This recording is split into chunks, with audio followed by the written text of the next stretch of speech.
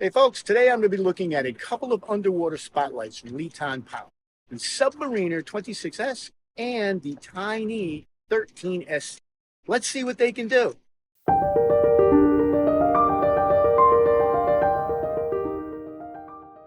Welcome to another Water Trek 360.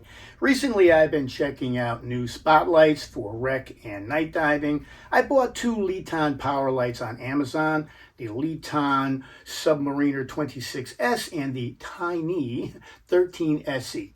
Do check out my previous video on underwater spotlights. As always, I do not represent any of the companies that I review, nor any other manufacturer I may reference during the reviews. These opinions are my own. If you like these reviews, click subscribe, click like.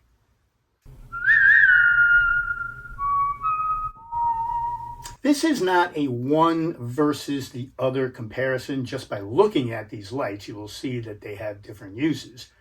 We are going to review their capabilities collectively in order to save some time and overlap. They are both made out of aircraft-grade aluminum alloy. They are depth rated to 100 meters, have a water rating of IP68, IPX8. The first thing you should notice is the 26S is significantly bigger at 9 3/4 inches versus 5 1/4 inches, 2 inches wider at the light versus 1 1/4, and significantly heavier with battery at 1 pound versus 6.2 ounces. They both have double O-ring protection and are drop tested to 1.5 meters. The Tynny 13SE takes one 21700 4500 mAh battery. The 26S has two 26650 5000 mAh batteries built in. These are both unprotected. The manual says that you would need to replace these yourself if they were damaged or done with, but infers doing so would void warranty. You would need a special tool to get these out anyway.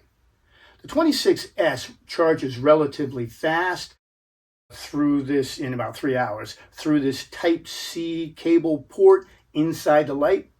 The 13SE can be charged in a standard charger or using a Type-C port that's on the side of the light itself. They both show blue when fully charged. Oddly enough, the 13SE also takes roughly a little over 3 hours to charge. Literature claims that the 26S can last up to 6 hours on high and 24 on low. The 13SE, an hour and a half, 90 minutes on high, and 7 hours on low. They both use a button switch, which cycles through on the 26S through a high, medium, and low setting.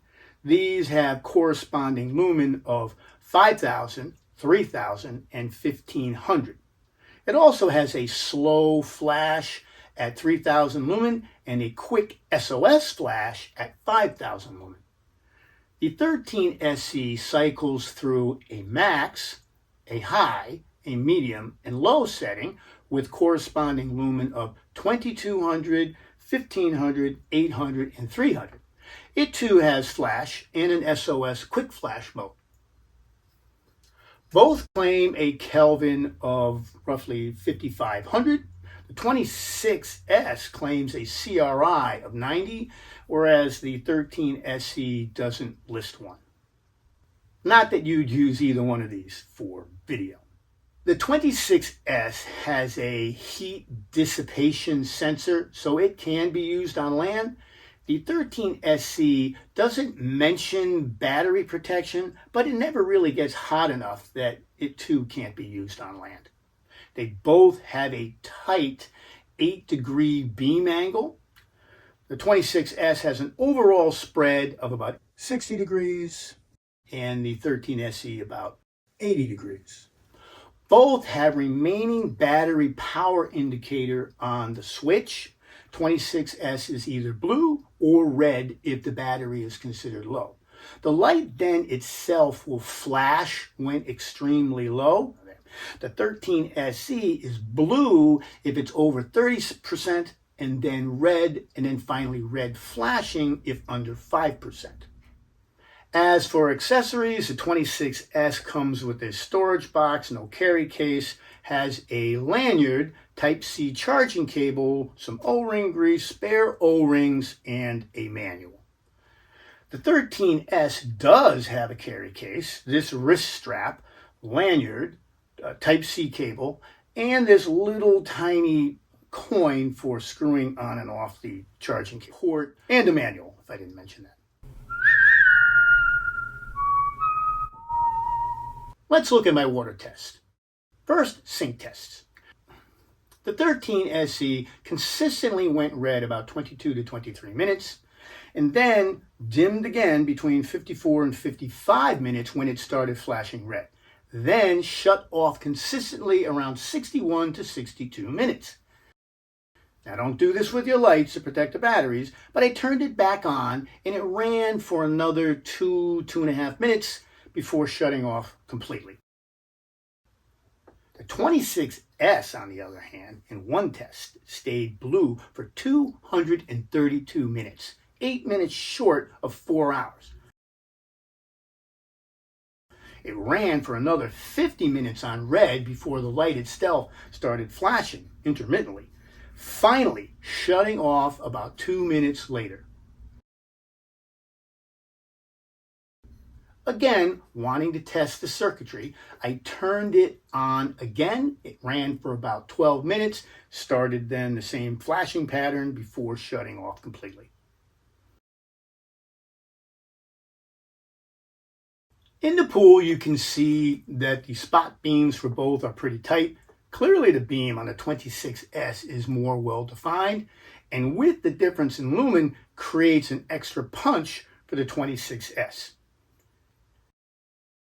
As they cycle through to low, both maintain the beam tightness, noting that the 13SE has one extra lower lumen setting. The flashing and SOS lights worked as expected. Kelvin for both is similar, but you can clearly see the lumen difference on the 26S. In open water, again, the pattern continued. The difference in lumen is noticeable. The 26S actually created more backscatter, even with a tighter, more pronounced beam due to the higher lumen. But the 13SE did much better than I expected, and the beam seemed tighter than in the pool. I had to double check my videos to make sure I used the correct ones for this comparison.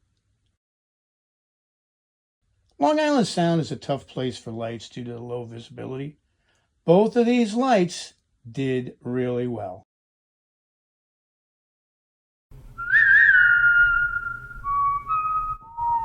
So, what did I like?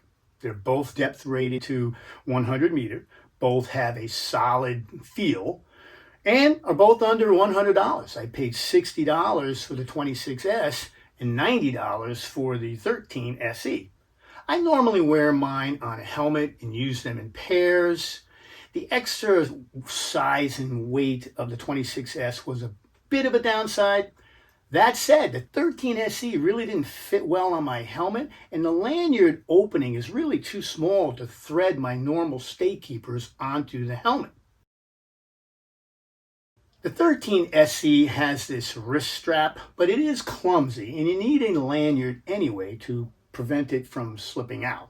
And once wrist mounted, requires 2 hands to operate. The SOS and flashing lights were a positive for both. I like that they are both button switches that go from high to low and then off without having to hold the buttons to shut it off. I also like that the highest setting is first. I like that they both have Type-C charging cables. I didn't like that the Tynny SE has a separate opening for that instead of inside like the 26SE. This is just one more point of failure for me. And needs a tiny little O-ring, which is going to be hard to replace.